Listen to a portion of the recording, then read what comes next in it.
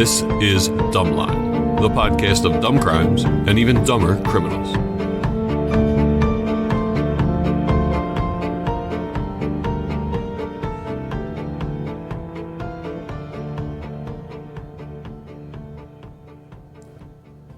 This is Dumbline.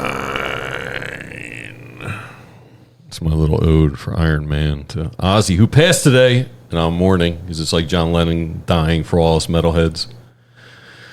I'm joined, my name is Greg, with my golfing buddy Jason.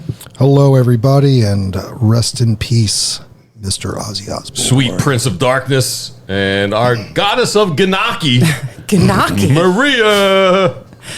Hey, dummies. I'm going to also say R.I.P. to Theo Huxtable because that made me really sad, too. Yeah, that's a rough day, man, in Hollywood and entertainment world. Yeah. Comes in threes, right? Is there going to be a third one? Anybody Let's else hope go? Not. Two's enough for today. Yeah. Theo. I'm thoroughly, I've got enough death today as I can handle, but I don't have enough stupidity. My intersection has been blocked off for 2 weeks now because they're putting a new gas line in to accommodate some 7-story new apartment complex. And they got the whole street dug up, and you can smell gas wafting through the air. Oh. And as I cross the street, here's a dude lighting a cigarette. Oh, my God. And I figured it was appropriate for Dumbline. As I walked here, this happened as I walked here that night. That should have does been he not? Maria's There's opening. literally 4 Philadelphia Gas Works trucks all over the intersection. You can smell gas. Dude's just sparking up a cigarette on the corner. That's an omen for a good Was Dumbline. it wasn't a worker? It was just a dude? No, it's just a dude. Oh, okay. I thought it was a worker. It was a No, dude? Oh, my dude. God. That dude's going to kill our neighbor. I'm going to blow the neighborhood up. This guy, for real? There's a giant hole 12 feet from where he's sparking this up at that they're digging and messing I around was with wondering pipes. what they were doing. I've been driving around. You got to accommodate development. No one wants this. No residents who live here. They want this development, but this is what they do all over every city in America. They did overdevelop. Anyway, I want more green. Yeah. to smoke or No, just around? no, green. We have a fairly green neighborhood for being in the city, and I don't want that to go away. Every city should be green. Maria, calm me down. It's been a rough day. I got a guy trying to blow me up, and an Ozzy died. Please give me a hilarious headline. Do you have Sure one? thing. I do. All right, hold on. We got to get sound effects. Hit the headline. Extra, extra, read all about it. Extra, extra, read all about it. Interns these days. Yeah, I know, Jesus. right? I mean, Get I it know we're together, not. interns. I know we're not paying them. Shh, that's illegal anymore. We're paying them. Oh, Yeah. We pay our interns. yeah. You bet, sir. All right, what do you got, Maria? This week's headline is from Fox 5, Noonan, Georgia. Fox 5. February. Noonan, Georgia, February 25th, 2025. Whataburger employee wanted for allegedly stealing debit card to pay probation. That's pretty solid. Alifa Sumpter stole payment information from a drive-through customer to pay her court fines. The victim saw the charges on their card, called police, and then identified Sumpter in a photo lineup. After being roasted on social media for her stupidity, she turned herself in. I mean, they're going to figure it out, right? At some point. It's pretty easy to track down what this fraudulent charge was. Right. I guess if the lady does not catch it on her card, she's got to catch once you it. catch it, you can track down. Oh, it's not like once a you- random guy walking into Best Buy with your card. Once you name's she gets attached it, to this you're payment. fucked. And it's like it's a court thing. It's a court order or a probation. Like they got everything. Yeah. So Sumpter initially owed fines for felony marijuana charges and ended up wanted for felony identity theft and felony financial transaction card fraud. So she had fines for that? How much was it? It was $400. Now she's going to have... You're going to notice that on your debit card. Yeah. I mean, most normal people, Yeah. unless you're Very well-to-do. wealthy. Yes. Yes. That's What burger place did it? Whataburger. Whataburger? Where is that? Is That's that a in thing? like it's in South. like the South, like Texas, huge in Texas. Yeah. It's not. I didn't like it. People do like it, but it's like a regional Texas chain. Yeah. It's no Jack in the Box. It's no Jack in the Box. Jack in the Box is so good. It is? Yeah. I don't think I've ever eaten at a Jack in the Box. Where are Jack in the Box? They're Are out they on the west. East Coast? They're on the West? Yeah, they're out west I and think down south. They used to be on the East Coast, but that was like in the they were- 90s Yeah, they and had stuff. an E. coli outbreak and that shut down. Yeah, Okay. I mean, that was way long ago. That was So like only 4 the years East ago. Coast cares about the E. coli outbreak? They shut them down? The I rest of the get- yeah. country's like, yeah, we don't No, care. Let's go. I think they shut them down here and they just never reopened. They are. It's a good place. Better than In and Out, which I've never had. It's close. It's close. In and Out is really really good. Double animal style is fantastic. Better than White Castle. Yes. Find that hard to believe. All right. I think it's time we settle in now. Let's get serious. I feel It's serious. You're a little surly today. It's a rough day. I'm trying to compensate. compensate. My prince has left this planet, this ether. So I need a good tale, some good stupidity and dumbness, Maria. Okay. Might you know someone who knows something about this? Yes, I do. Excellent. This is what happens when a dum-dum leaves no stupid stone unturned. The main sources for the story include the BBC, The Age, the Australian Broadcasting Corporation, and the Sydney Morning Herald. Ooh, Sydney. You can view all sources in our show notes. Down under. Yes, you know I love a good Australian crime. Maria's necklace is making me crave that candy. That It's looks just red like that. I feel vines? like every time. No, red vines are like licorice. Those No, are like no, the no. shoestrings. Yeah, Yeah. The yes. shoestrings are amazing. Yeah, they're like wrapped up. They're like wrapped up in a big long thing, right? How Yeah, long they're do just get? long and Yeah. thin and skinny like that. She's got like 40 of them draped over her neck. It's a nice necklace, but it reminds me It of this is. candy. So in 2023, 48-year-old Erin Patterson is a mother of 2 children, a boy and a girl, living in, I am undoubtedly going to say this wrong, Leongatha, Australia, which is about 135 kilometers or 84 miles southeast of Melbourne. Oh, thanks for doing the conversion. Yeah. Nice. It's nice of you. It wasn't too difficult. I typed it in the Google machine. well, She's I separated. don't have to do that. Yeah, it's nice. Yeah. It's nice. She's separated from her husband Simon and has been having increasing tensions with him and his family over the past few years. Does he like to do drawings? Ooh, that's a deep cut. That is a very deep cut. Man, what a tethered to the jungle gym. Erin's varied career has included work as an air traffic controller and an academic. Her maiden name is Scudder at the time she's working for Air Services Australia. She, like, part English professor, part air traffic controller. She was air traffic controller first, and then she went academic. All right. Wow. I mean, you can't do that air traffic controlling for long, right? Like, doesn't that fry your brain I have no or idea. your nerves? I mean, it would fry my nerves for Yeah. sure. Some coworkers refer, so her maiden name is Scudder, in case that got buried in them. Okay. And some coworkers refer to her as Scudder the Nutter, Is it DDER TT? TTER. Right, it's interesting. Some of Erin's nutter behavior includes pretending to be her coworkers and calling them in sick to work. That's funny. That's yeah, awesome. I like that. Yeah, That's awesome. Yeah, I like that. So her And colleague, back then, what year is this? 2023. no, this is not 2023. This is earlier in her life. Okay. So it might be the 90s. Okay. That's oh man, That's that's a funny. great trick in the Yeah. 90s. Well, her colleagues think it's so she can fill in for better paying shifts. So she calls them out and then slots herself in for their shifts. But they're not aware they've been called out. They're showing up, obviously. So right? once in a while they show up and she just like giggles to herself in the corner. But she's not friends with Wouldn't anybody. they always show up? They're why not would aware they, that they're why would they out. not show up? I mean, maybe they're just taken off the schedule. I don't really know. Oh, Like yeah, maybe it yeah, happens yeah. at Hey, the you time show of up, the you're like, scheduling. wait, what the hell? Where am I at? Yeah. Just call- And then funny. as an You ever actor, see? I'm sorry. No, There's go some ahead. videos of like people call in sick of big corporations. They'll call a Best Buy, and it's on TikTok. And they'll yeah. call out sick.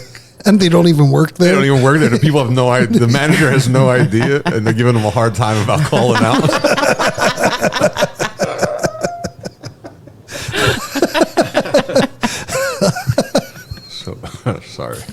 so good. Yeah.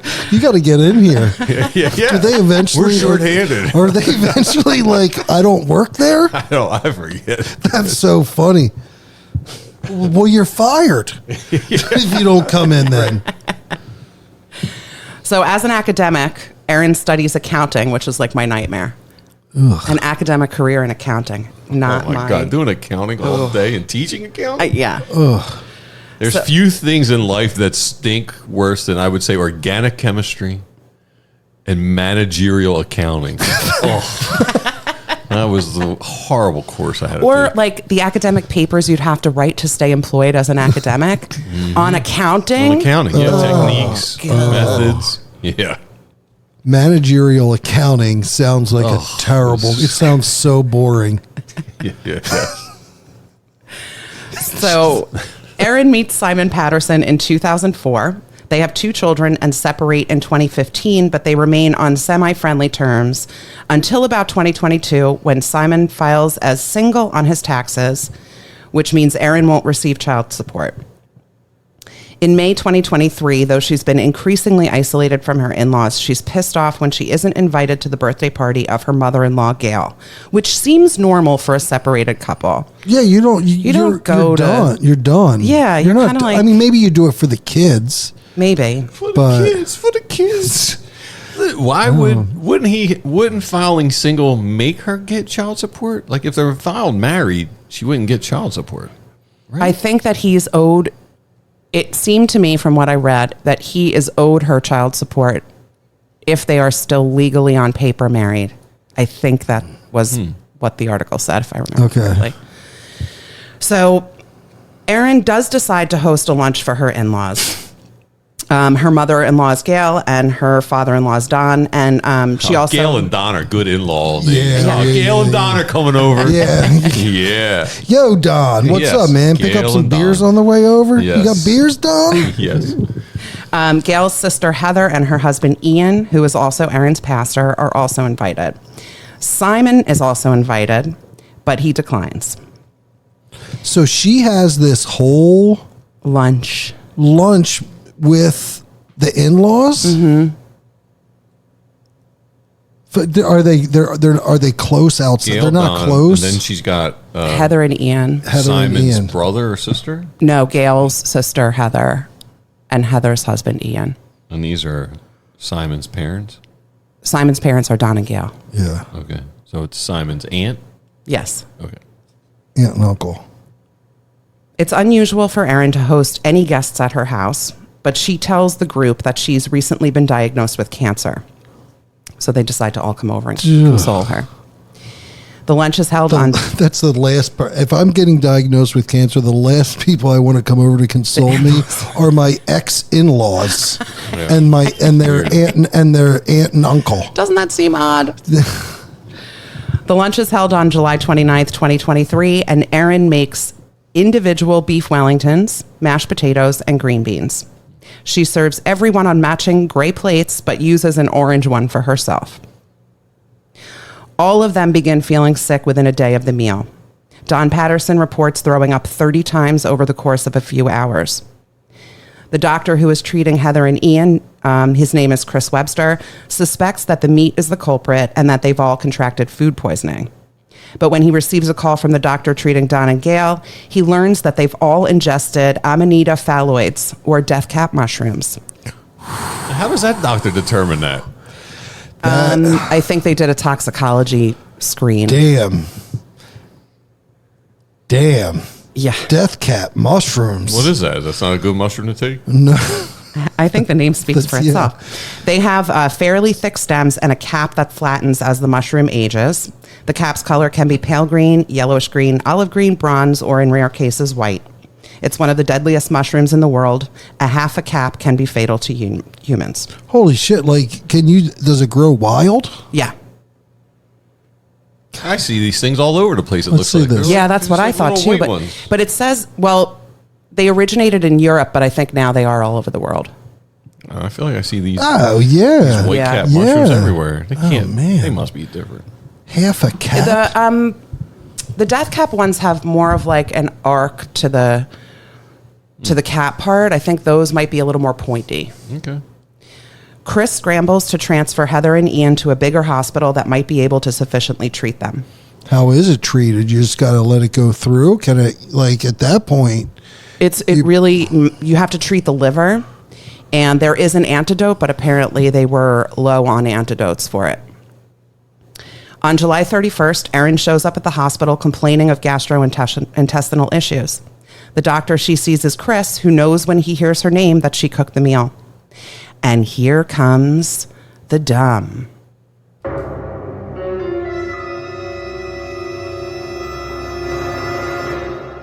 Chris warns her that she might have been poisoned, and it seems to barely register with her. He asks Erin where she got the mushrooms for her lunch, and she replies, Woolworths. Chris knows immediately that she's responsible. There's no way that Woolworths or any major chain would be selling death cap mushrooms in the produce aisle. Well, oh man, should she have said like the farmer's market? No, I mean... What could you have said? Where could you have said that you bought that you may have some plausible deniability? What he said was it wouldn't have raised a red flag if she said she foraged mushrooms because it could have been a mistake. So it's the fact that she said she bought them. You should have just been honest. I foraged them. I thought they were good. Yeah. He also notices that Erin shows no concern for the members of her family who are at the same hospital. And as someone online observes when they watch CCTV footage of Erin showing up at the hospital, quote, what really gave her away was wearing white pants when she had gastro and needed to go to the hospital for it. She's also probably like, yeah, you see her like fist pumping. Like, I did it. If Chris has any question about Erin's guilt, it's dashed fairly soon when he leaves her with nurses for a preliminary assessment. When he returns to see her, she's discharged herself from the hospital. Erin later explains that she decided to go home and pack a bag and feed her pets and then come back. Okay. She cares about her pets. Yeah. She can't hang out all weekend in these white pants. Everyone's making fun of her. Yeah. Gotta go home and get something. When Chris calls her to stress how dangerous it is to leave the hospital, he manages to convince her to bring in her children for testing. She's afraid to because she doesn't want to frighten them, but she says they've eaten the leftover beef Wellington without the mushrooms and pastry. Neither she nor her children test positive for death cap toxins. Sadly, Heather Wilkinson and Gail Patterson die on August 4th, and Don Patterson dies on August 5th. Whoa, they couldn't treat that? 2020s? 2023. Jeez, what's going I mean, on if in a half a Australia? cap is fatal and they ate, they all said it was really delicious. If they were all eating up the beef Wellington, they might have had more than a half a cap of mushroom. That's wild that you can just get that in like your backyard, cook it up, and make it taste good. Yeah. And it it kills them. Yeah. Ian Wilkinson survives the poisoning and a liver transplant. Holy shit. On August 5th, police also raid Erin's house. They recover the lunch leftovers, which test positive for death cap mushrooms. She still has the leftovers? Yeah. What the Oh, it gets Come worse. on. What, does she have a Tupperware container that says death cap mushrooms? It just has like a skull and crossbones. Yeah, give to in-laws for beef Wellington. Erin's damning digital evidence, that old chestnut we see over and over again, includes photos of dehydrating mushrooms. Those pictured aren't necessarily death cap mushrooms, but Erin denies ever having foraged for mushrooms or dehydrating them. When investigators find an instruction manual for a food dehydrator, she says she's never had one, but she does collect instruction manuals That's pretty awesome. for things that she's had over the years. So she just said she never had one, but then she said she collects instruction manuals. That's awesome. I actually very much enjoy collecting different instruction manuals of electronic devices that I do not own or will never plan to own. But there's security footage of her dropping the dehydrator off at a local dump, which is where police eventually recover it. It tests positive for the presence of death cap toxins. Erin eventually explains that she was afraid she'd be accused of murdering her guests, which is why she got rid of it. I would be afraid. I was afraid that Well, the maybe poison. she just thought they were regular mushrooms. I don't know. But she's being very deceitful. If she's just said, "Hey, I foraged these mushrooms and I didn't know," she's still insisting that she bought them from Woolworths. She that also I think served is- herself on a separate colored plate and didn't get sick. I think that's the bigger. Different colored plate is crazy. Like beef Wellingtons in a pastry. Yeah. Like just make an X on top. Like make a different. You mean it's on a pastry? It's in a pastry. You have it's like a beef, and then like it's wrapped. There's like this mushroom concoction, and it's wrapped in a puff pastry, and then you put it in the oven. It's fucking delicious. It's so delicious. It's delicious. If but you like you survive. could just if it's with real mushrooms, but you Right. just put like an X in the top. Mark the pastry. Don't the bright orange plate, and everybody else has gray ones. She should hang out with that escaped convict who had the orange getaway car. So when she's asked why she hasn't gotten sick like her guests have, Erin says, quote, "Well, I've never been in a situation like this before. I've been very, very helpful with the health department during the week because I do want to know what happened." Huh? Yeah. I mean, it's just a non-answer. Yeah. I've been helpful. Why didn't you get sick? I've been helpful.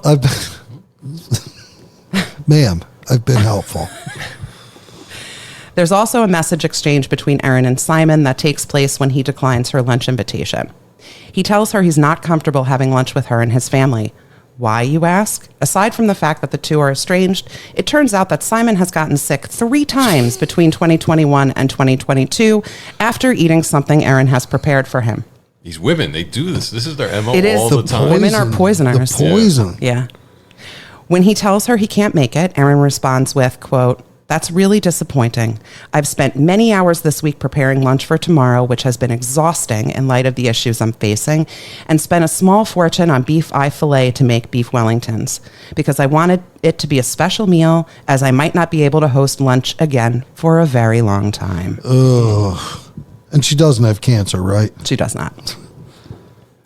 Erin Patterson is arrested November 2nd, 2023, and is charged with 3 counts of murder and 5 counts of attempted murder. Phew. The charges related to Simon are eventually dropped. Erin pleads not guilty, and her trial is held in spring 2025. An hour into the prosecution's case, Erin says loudly to her lawyers, "Do I have to keep suffering through this?" That's awesome. She's an asshole. I mean, That's crazy. That's crazy to say that. an hour in. Among the tidal wave of evidence against her, the cancer she had, it's a lie. After a huge amount of media attention around the world and a media circus in Leongatha, Erin Patterson is found guilty on 3 counts of murder and 1 count of attempted murder on July 7th, 2025, and will be sentenced in the coming months. Was she still saying that she had cancer up to the trial? Yes, it was revealed at trial that she didn't have cancer. How did she react to that? Was They she didn't just say. like, I mean, yeah. it sounds like she was behaving oddly through the whole trial, but that was kind of a footnote to all the other details. I mean, the amount of evidence they had is insane. There were articles that went on for miles that were like every picture they had, every purchase she made before and after the lunch, and like it's a crazy amount of evidence. Oh, that's wild. Stutter the Nutter, right? Scudder the Nutter. Scudder the Nutter. She got a real poisoner look to her. She does. Oh, she does. Oh, yeah. Yeah. I would not eat anything No. she gave me. She No. could be like one of those crazy poisoners from the late 1800s. Yes, She totally. looks like Yes. Yeah. you just make a pencil sketch of her and you wouldn't be able to tell it was modern day. No, for sure. Yeah, I'm not eating any pies or beef Wellington. Beef Wellington is delicious. Is there mushrooms always on it? Yeah, it's always in between. It's in between the pastry, so it's like beef, pastry, beef, mushrooms, and then pastry. So when you slice into it, you get this like And there's a cross jus. section. There's usually a jus. Yeah. Yeah, like a jus. There is a jus, a beef jus. It's good. What's it named after? I don't Is know. it the Duke? I'm trying to see real quick. I've made Is it this a before. beef tenderloin wrapped in layers of pate or Yeah. a mushroom something? What is this word? Duxelles? A mushroom Duke Soleil? Du I think Soleil? it's French. I don't know how to. Yeah, I don't know it's how just to. like- There's prosciutto in some of these? Yeah. Baked to a golden brown? Yeah. I don't think I've ever had this in my life. You Oh, can it's so good. you can wrap it in prosciutto and then wrap it in puff pastry. You know what I find very American? We just listened to 4 poisonings, and we're talking about the meal they ate. Shit's good. Shit is good. It's Arthur Wellesley, the first Duke of Wellington. Oh, good job, Greg. Yeah, it's Wikipedia. Well, no, I mean you guessed it before you looked it up. Oh, wow. I really went out on a limb there. I'm gonna get some beef Wellington here in the next maybe month or so. Where? Where do you get? Where? I might make it. Do you get it the same place you find us? Where is that? You can find beef Wellington recipes Yes. and Dumbline on TikTok, Instagram. I'm sure you can find some beef Wellington recipes on Facebook as well while you're searching for Dumbline. And yeah, like, subscribe, share, do all that great stuff. Rate and review. Yeah, rate, review.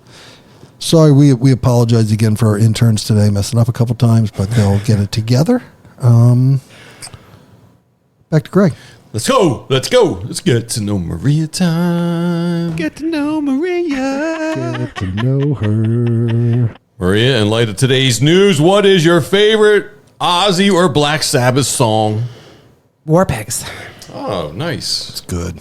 General Gallon and the Master. Yeah, there's nothing like that. Just like witches and black masses. Hold on.